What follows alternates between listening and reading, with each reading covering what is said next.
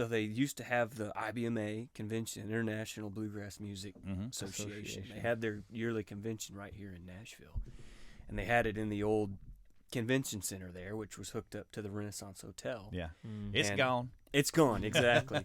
But we were, I think, just jamming. You know, people come out of the woodwork and just hang out in the hallways and pick. And, you know, you would go in the doorway up the escalators, and there's this obscure hallway right by the bathrooms. And best acoustics right there in that little cubby. People would gather and play. And so I met Mo there. I believe I was in a jam session. Mo walked up, and we ended up playing. And I've used this line earlier today, but I said it looked like he had either come straight out of the woods or like a Dwight Yoakam movie. So That's great. Either bow hunting or playing on Broadway. I didn't know which it was, but we got to play some music that day, and then I'd say it was 3 or 4 years later, after I had moved to Nashville, and just some things were going on where kind of the friendship deepened. It became about more than just music. Yeah.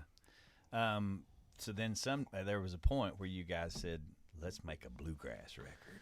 I think John and I were stepping into a time of our life where we were taking our faith more seriously and had some pretty interesting encounters with Jesus that had us kind of talking the same language all of a sudden, and our friendship deepened, like you said, more than just music. And along with that, we would bounce either to my house or his house and have bluegrass jams. And I was traveling out on the road playing a bunch of country music, but I was like abiding back in hanging with my buddies playing bluegrass, you know.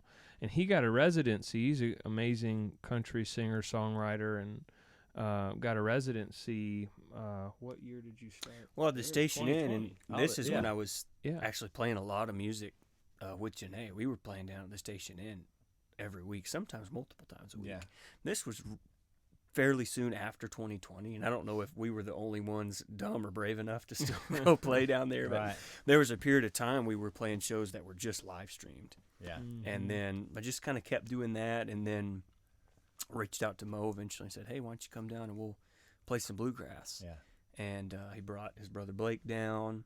Janae played fiddle. I jumped on banjo, pulled Nate Burry in on mandolin. And then that became the core that eventually made this record together. And so out of just playing kind of the classics that we enjoyed and loved, we started writing new songs, writing the bluegrass songs that are on the record.